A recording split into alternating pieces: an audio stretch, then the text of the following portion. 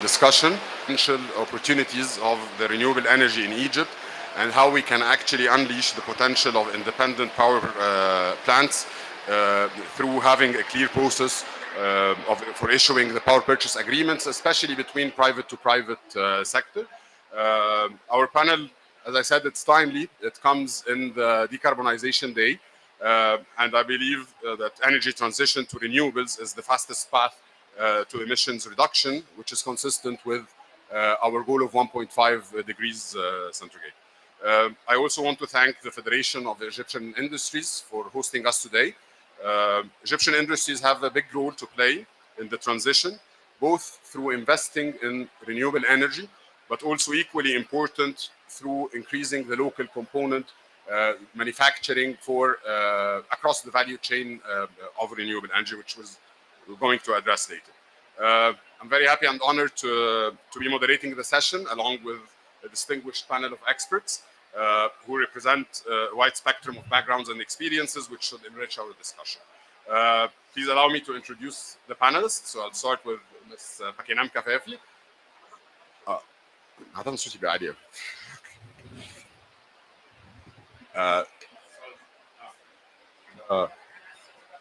Okay.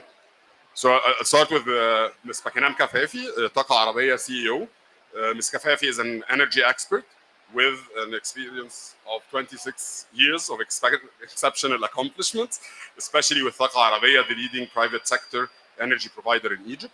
Taqa has developed and manages more than 100 megawatts of renewable energy projects serving different sectors.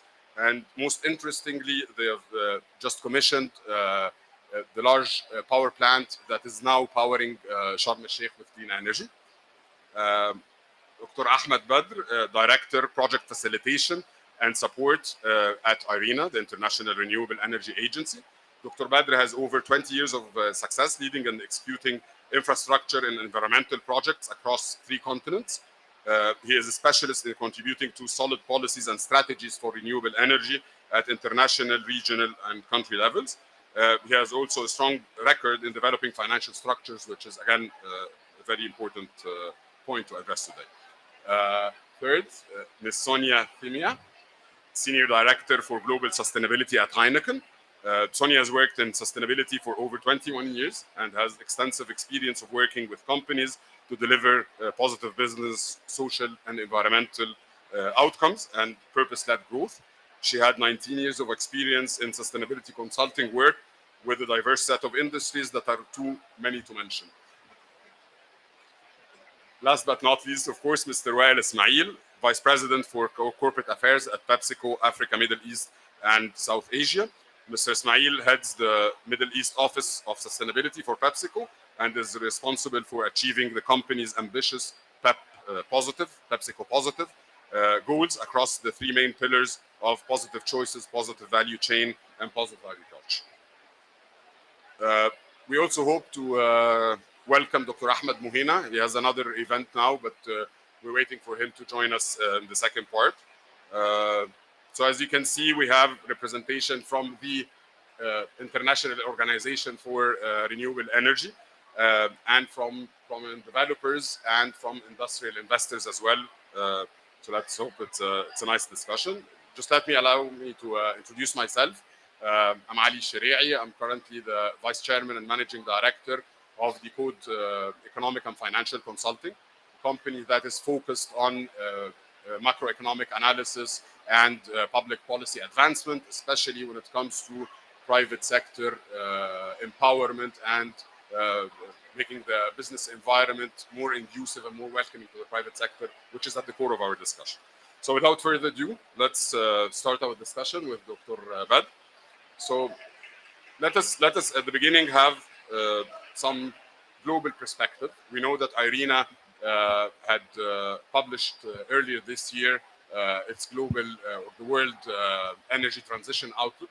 So just please give us your insights. What are the most important takeaways of this report, and what are the key trends in renewable energy globally? Thank you very much, Mr. Ali, and I would like to thank you to invite me for this panel.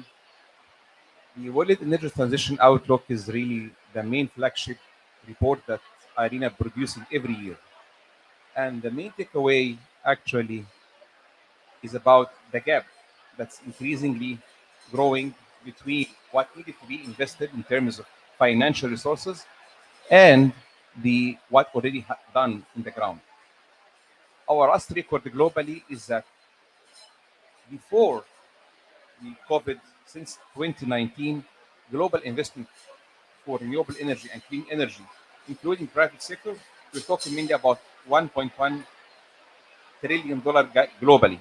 That's really the number. What needed to be invested to reach the Paris Accord by 2030, we're talking about $5.6 trillion per year. So the gap is really almost 1 to 4. The most important part is that major investment coming from private sector, not public sector. Public sector, including all finances flow from multilateral development banks and IFIs, representing about maximum 400 billion per year, which is again the major part coming for investment from private sector. And for sure, the major bulk for investment is taking place in Asia, with for quite obvious reasons. That's mainly China, India, or what we call growing tigers in this part of the world. Unfortunately, Africa, since we are talking about the copper Africa, is taking about almost 2% of this investment. So that's really very surprising numbers. And by the way, just after COVID-19 situation become more deteriorating, specifically for Africa, that's really the case. The other important aspect that there are new financial products that started to take place, like focusing on original equipment manufacturers or the investors to take part of any investments for renewable energy, but here again along the equity investment. Yet that's not an easy part because of the high risks taking place.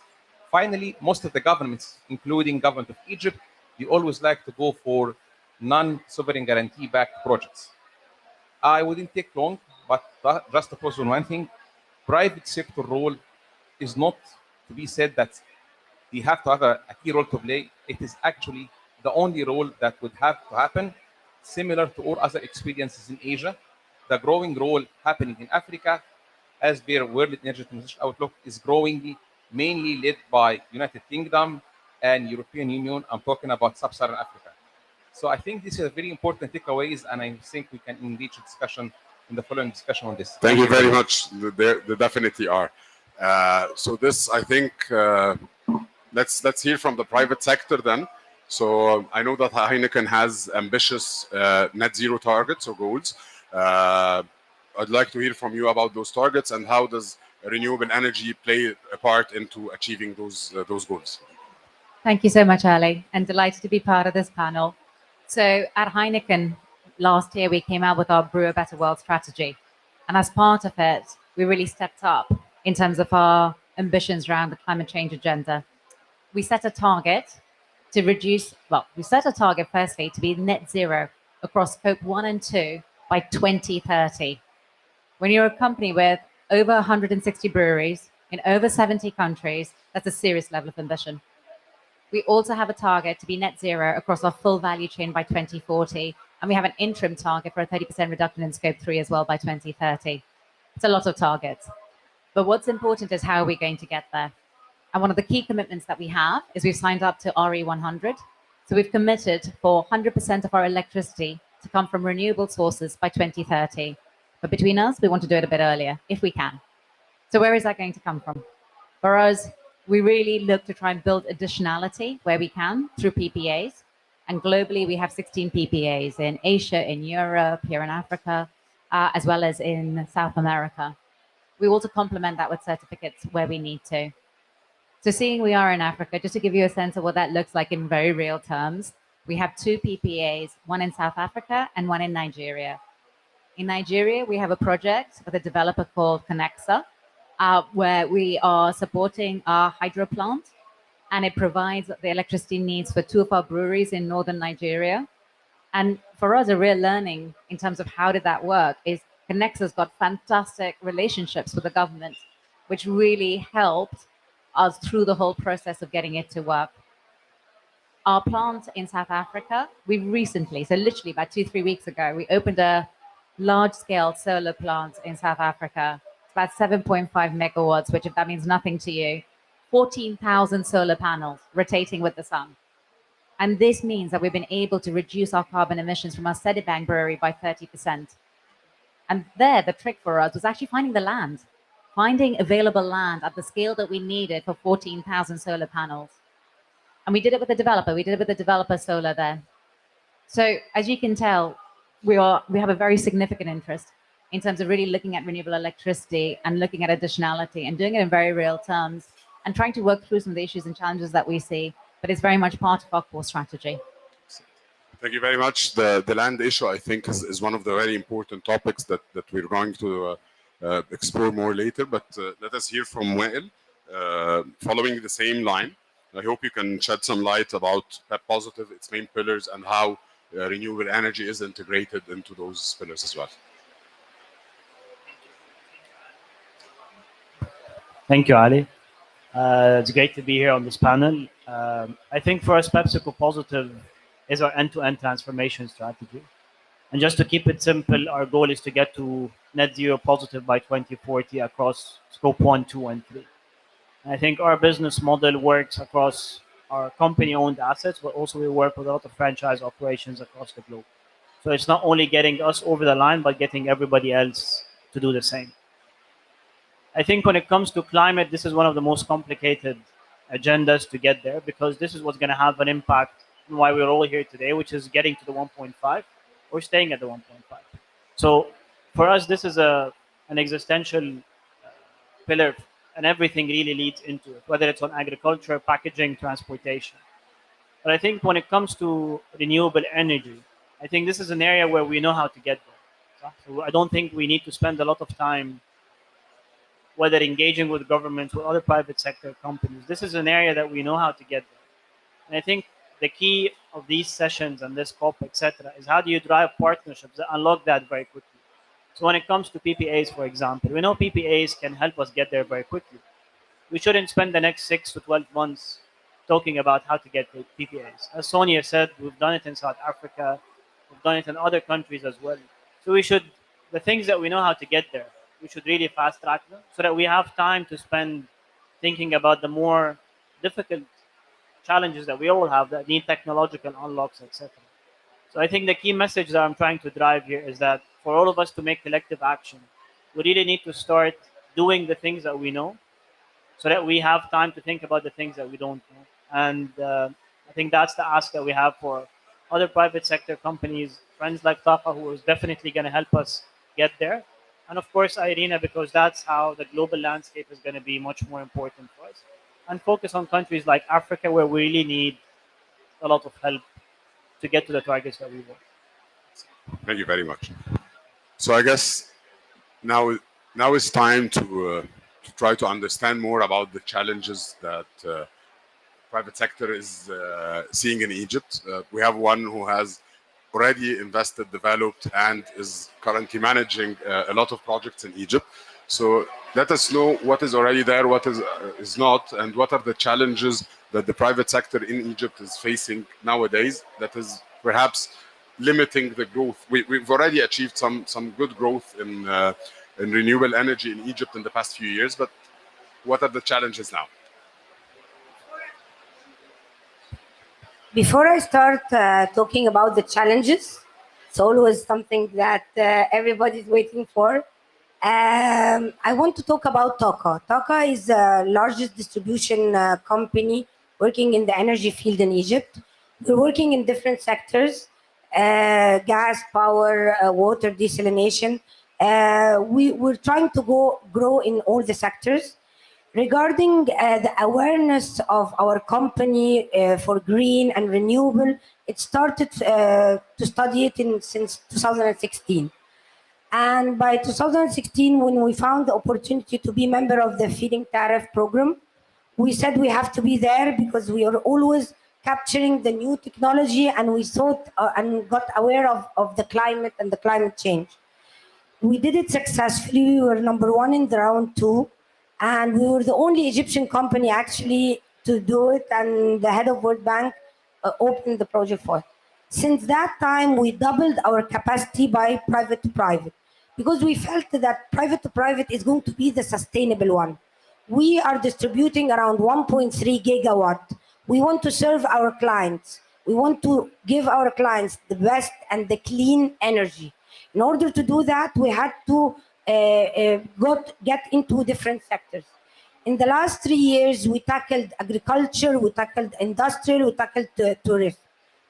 We think that there is a lot of opportunities. We're happy that we have the COP here in Egypt, because it made a lot of awareness to our clients, because we face sometimes clients doesn't understand the problem and what's going to happen, and that we are the generation who have to act for it.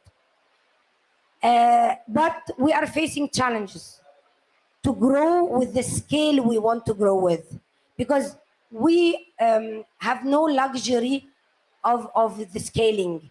We all the world has to grow with scale, because if we're not growing with scale, like Obama said, we're the generation who felt it. We're the generation who have to act for it. So we have to scale. In order to scale, we have 4 challenges. The challenges is as follows. We have 4 pillars to be able to make the project a good renewable project and to scale. The finance, the technology, the manpower, okay, and the fourth is the regulation of each country or whatever. If we have a lot to face, the challenges of inflation now, it's worldwide. Having the panels increase, having still the technology of the batteries is expensive. That is a barrier to expedite and to work in a big scale. Number 2, when we're talking about inflation, it goes also with the interest. So the finance is becoming a bit expensive. When we're talking about local, we have also regulations, yes, in place. And we think that there has been done in the last 5 years, but we still need more. We need to have a clear vision when the full liberalization will happen. We need to have a clear vision what is going to be the wheeling, how we will be able to compete, all of us. What the prices of electricity has to be not subsidized. Of course, we understand that the government has to still phase out the subsidy. However, we need a clear vision when it will end, because as long as there is a subsidy, it will be very difficult to compete. Thank you very much. You covered more than. So, Sonia and Anwar, would you like to comment on any of the challenges you see from, other than the land that you mentioned in the first one? Are there any other challenges or learning points that you got from the 16 PPAs that you had across the world? Thank you so much, Ali, and really reflects a lot of the challenges you've talked about as well. There's some real similarities in that. And I want to start off by actually congratulating Egypt. I think there's a very ambitious target. 42% by 2035 is fantastic. So now it's really a question about how do you get there, right? How do we practically get there?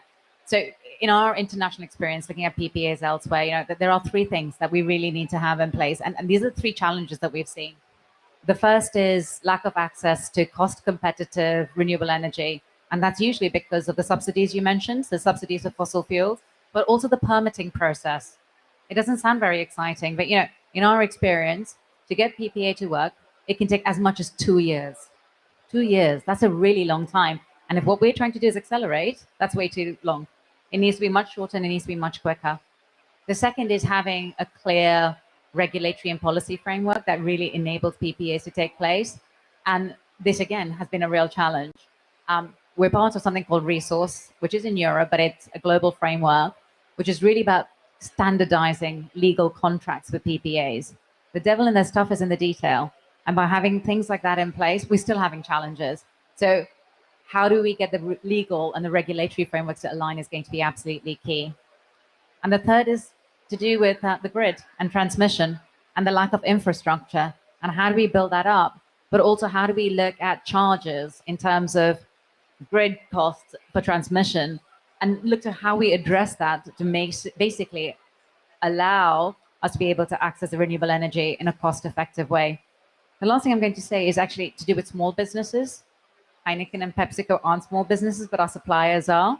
And you refer to the fact that we need to make renewable energy accessible to all, including across our value chain. I completely agree with that. And I think there is something here about credit schemes and how do we look to the public sector and others to support the SMEs to allow them to transition to net zero as well.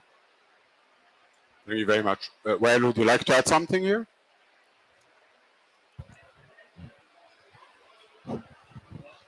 No, I think I agree with Sonia. I think if I look at it, we also have to have another lens to this, which is renewable energy, especially in this time and age, is part of the energy security situation that we're looking into. So this is not only about just getting to sustainability targets. This is many countries in Africa still suffer with shortages, South Africa being one of them. Whether it's shedding different types of things that are impacting that scheme. So how do you use that within the lens of energy security to be able to keep that up?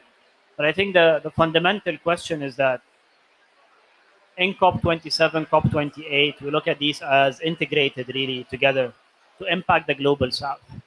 And I think if you look at something like PPAs or wheeling charges or these types of things that's going to get us to renewable energy, the fact is that most of our teams in the private sector, we're spending 80% of our time in not really very interesting discussions. Yeah, because this is about licensing, where to put the meter, how's the grid, etc. I mean, if we are to be going into these minute details, you're going to miss the bigger picture. And I think this is one of the 4 issues that was highlighted, the regulatory framework. It really needs to be one of a positive nature to incentivize versus derail our efforts. And I think in Egypt, in many governments, we're seeing a lot of, I think, understanding of this approach. And we're hoping that over the next few months, we'll be able to scale that effort in a positive way. Thank you. I think I have a question to Dr. Badr that kind of summarizes some of what we've discussed. So Egypt, yes, have a clear strategy that was announced in 2015, the integrated sustainable energy strategy, which stated what we thought was an ambitious goal of reaching 42% of renewable energy. However, I think the potential is much higher, and I think Irina would agree to this. Irina issued Egypt Energy Transition Outlook, putting up much higher targets and saying, I think that 53% was even feasible for Egypt to reach by 2035. So I would like to ask you about, I mean, you worked with the Ministry of Electricity and Renewable Energy to develop this report. So I think it's in alignment with the strategy that Egypt has. And it allows for more scalability and allows for more progress and reaching, like a higher share. But also, please tell us from the different recommendations that you have, the things about the regulatory, the market structure, and also the grid infrastructure. Do we have the grid that would allow us to reach 53% renewable energy by 2035? So I leave the floor to you to tell us the recommendations.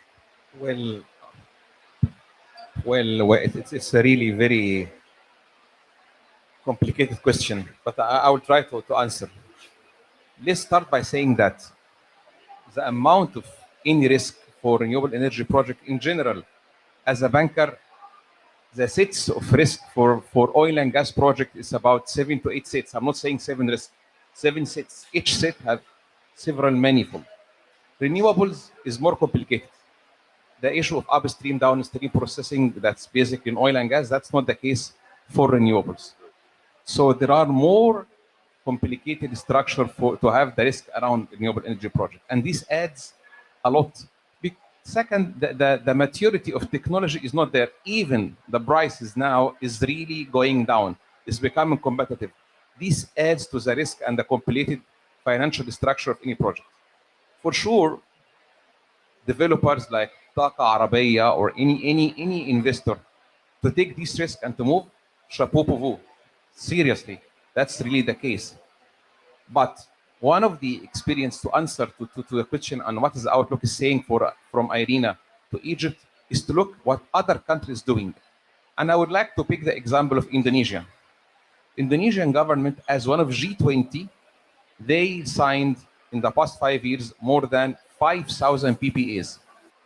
How many of them is implemented? Isn't really Less than how less much? than 10%. 10%. 10%. Why?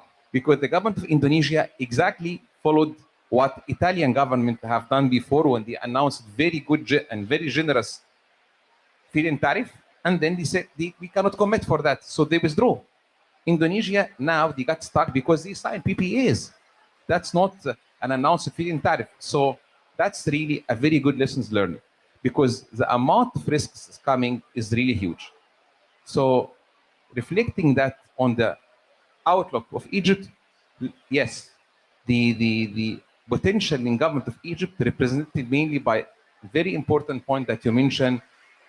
Ms. Bakinam mentioned about availability of land, flat rate land topography is very playing for the benefit of the government. The weather, that's really huge. So it could aim to more than 50%. That's really true. However, the legal and institutional infrastructures needs to be more improved. Egypt is doing its best, but there is more that could be added in order to improve that. Yes, the strategy of Egypt is go for private to private PPAs, that's true.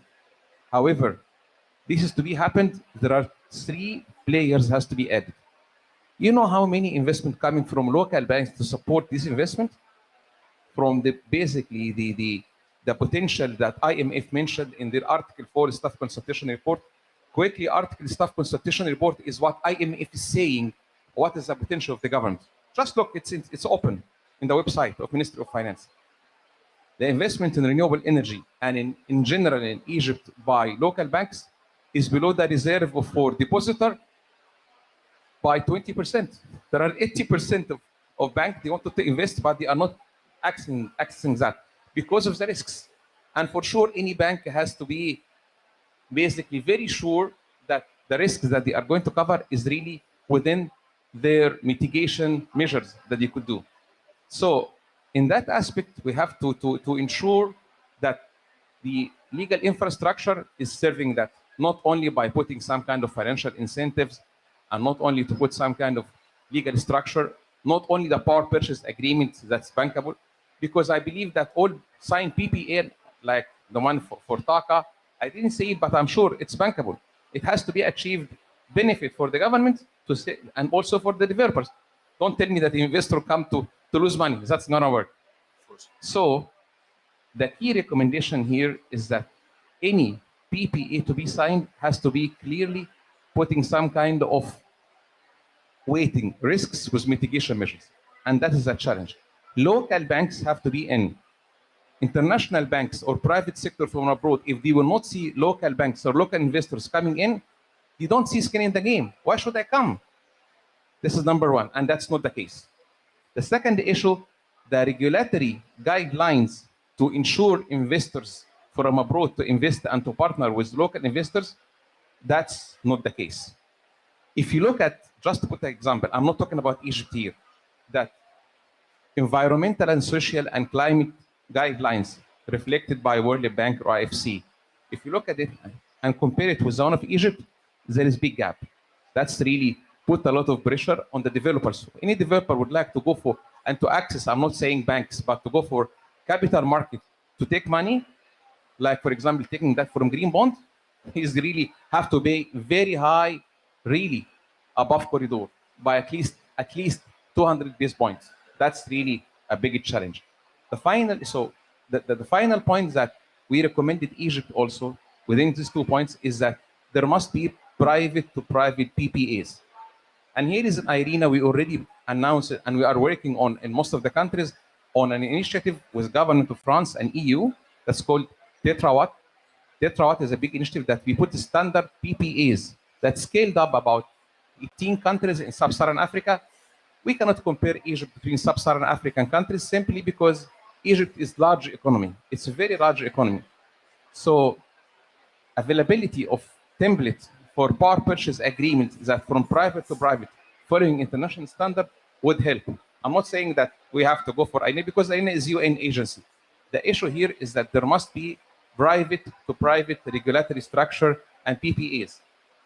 We are already supporting that, not only in Africa, also Latin America, but more that has to come by putting the private sector with local banks hand in hand to minimize risk in developers and also to bring international developers. That's basically the summary of the key recommendation we provided to Egypt. Thank you very much. Very clear one. Thank you. So now we have a strategy that Egypt has set for itself that mentioned this kind of regulatory reform and the market structure 7 years ago. And then IRENA has worked with Egypt in 2018, and they had kind of the same agreement and the same recommendations. So you being perhaps in the middle between the industrial investors and the government working with both, what is actually stopping us from reaching there? And in your opinion, is there a role that the private sector can play, perhaps to help the government or collaborate with them to make things move faster? Of course, the private sector has a role. We have different roles. We are a member of IRENA, and the reason we hurried to be member of IRENA, not only to be net zero 2050, it's because we wanted the collaboration and the support of each other to be able to expedite things and to scale it. Okay, this is number one. Number two, we are helping with the finance. Is the easy thing is to tap the DFIs because they are the ones who mostly understand the regarding renewable and finance. No, we went to talk to commercial banks, and we wanted to make them understand that this is a long-term project and that we need more tenor. So the first project we did, usually, commercial projects give you 5 to 7 years. We managed to take 9 years. Now we managed to take from commercial banks 10 years and 11 years. And that's a very good push. Yes, the DFIs give until 18, but it's a steps. It's a phasing. We are going there. How we convince them? By making sure that it is feasible. The clients are good clients, a strong balance sheet, that we are doing things in a very efficient manner. We are using, by the way, yes, it's not rocket science, but it is difficult. We had a learning curve. It took us some time to understand how we can make it as much as efficient as possible, to reduce the cost and the finance. And regarding the clients, also the clients' awareness. You are both multinational, so maybe you have the awareness earlier, but to convince a local client to go into climate and talk to him about the importance of green and that this is important for the life of your children. It's a long-term thing. Even if I'm not going to provide you a big discount to the government now, but it's a 25 years project. So take it now, and later when the subsidy is removed, when everything is removed, it will by automatically, you will make and save money. He tell me the only green I know is dollars. That's the answer of clients mostly. Okay, so it takes time to convince a client. It's very important to work in the different aspects. Regarding the regulation, as I said, we understand that it will take time, but we also want a visibility of this time, because every time you are reducing the variables in your model, it will be easy to know how much you're going to scale. So for us, we need to know when it will, full liberalization will happen, when the subsidy will be removed, when it will be a full competition, when how much is going to be the wheeling. I need to fix things to be able to understand, to be able to be a win-win situation between the developer and the client. With the vague things, we have to put things in the model that might make the model expensive, and we limited the clients who are willing to go into this, and this is not what we want. So for us, we need but we are going through this, and we think that it will come, definitely. Thank you very much. So, well, I liked what you mentioned at the beginning, that you want to see, we know where the road takes us, where to go, how to use renewable energy, but it's taking time, and you were mentioning 6 to 7 months being a long time. So we've been there for quite some time now discussing this, but it has not been moving exactly to where we want. And I think you agree with me that it shouldn't take all this time. So what do you think we as private sector can do to actually perhaps collaborate and maybe push the government a little bit to actually accelerate this kind of movement? Are we willing to, you know, like associate together as private sector clients, maybe pledge certain investments to the government? How do you think this can move faster than what it's moving now? I think step one is us being here. So us being here, Sure. promoting the same agenda. I think we're all saying the same thing. I think this is critical. I don't think we can wait until all of the pieces fall into place. I don't think that's possible. We all have targets by 2030, 2040. We have to start now to be able to get there, because we all have a very long value chains, very complicated value chains. I think the most important element is to focus on the things that are specifically needed to get moving, because we're not going to be able to sort out everything. I think to Dr. Pakinam's point, I think multinationals can play a role in showing the path to the other local companies. And honestly, in my experience, I found a lot of the local companies to be much more progressive than multinational companies. Egypt, they have a strong business community. Elsewhere in the Middle East. So we're there to support and help show the way as well. Would you like to comment on this as well? Yeah, no, very much so. A lot of the time, the smaller companies have the agility as well that the big multinationals don't, for sure. Yeah, from our experience, yeah, I think the real role the private sector has to play, firstly, is to express demand, to make sure there's a market for renewables to thrive. And by showing that demand and showing the scale of that demand, it allows the conditions to exist so that there is a market for renewables. I think the second is we have to work collaboratively with the public sector around those difficult issues, around permitting, around policy barriers, to say, how do we fix it in a way that works for us? How do we expedite? How do we accelerate? What does that actually look like? And the last is touching on something you just said about collaboration across the private sector as well. In our experience, when we kind of come together in coalitions, we use our voice to advocate for this, absolutely, but we use our buying power as well. I think that's what the power really is. And in Europe, let me give you one example. In Europe, we've got 2 virtual PPAs, and we're in coalition, and we have to support a wind farm in Finland and a solar plant in Italy. That serves the needs of 13 of our operating companies across Europe. The only reason we could do that is because we are doing that in a coalition with the likes of Philips, Signify, and other companies. So by clubbing together, we provide that scale to signal the demand for the market to then allow it to thrive. Please do.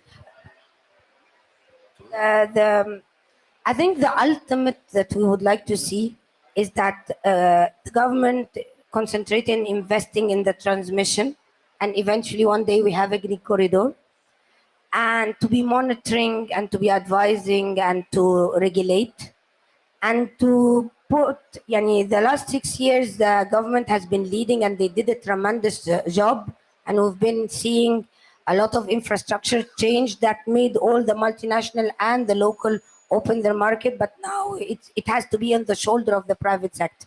So for us to be able to do this, we need to coordinate together, work together, and believe me, when it's happening, it's happening. I'll give you an example.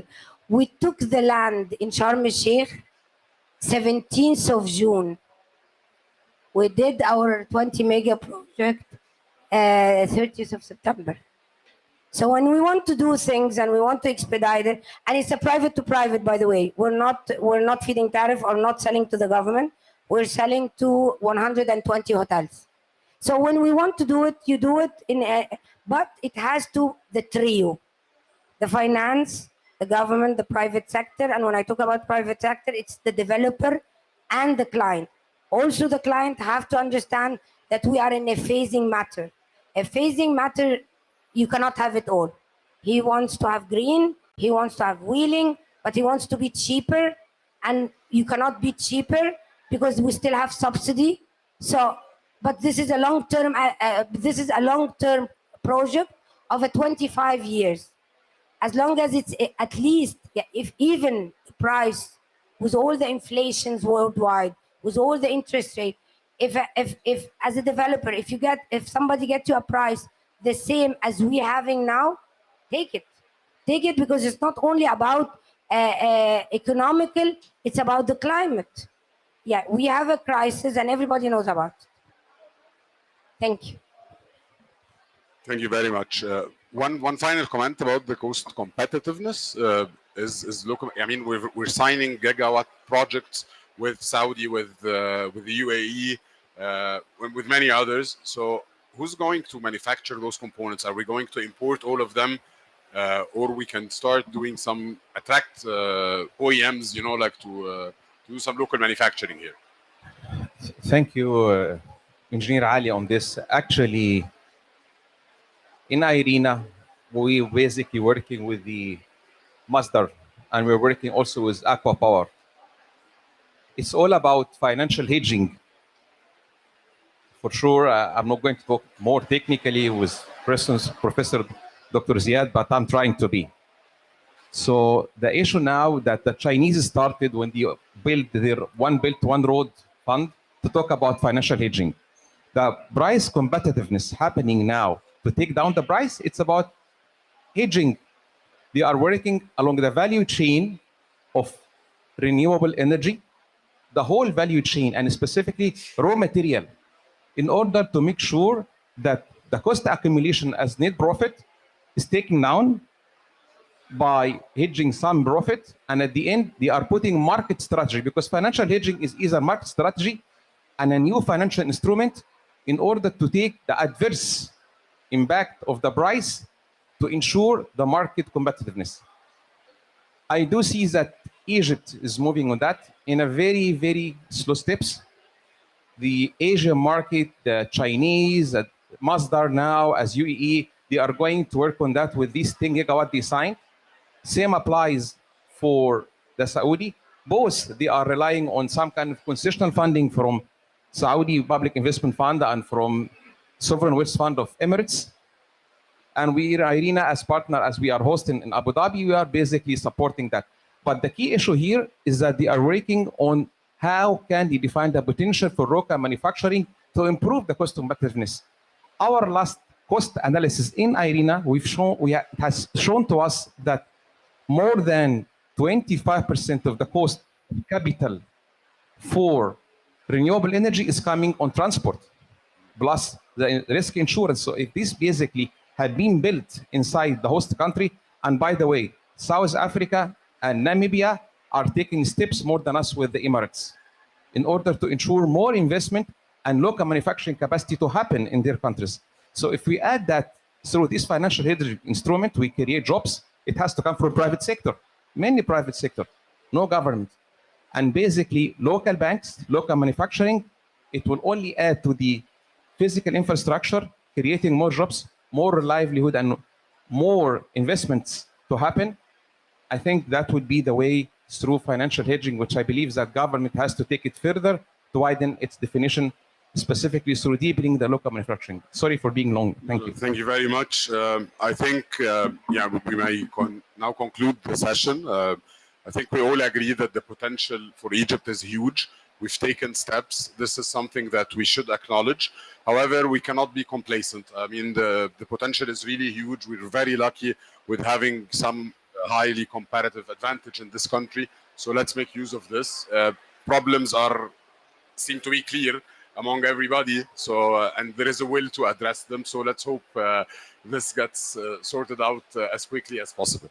Thank you very much, each and everyone. Thank you all.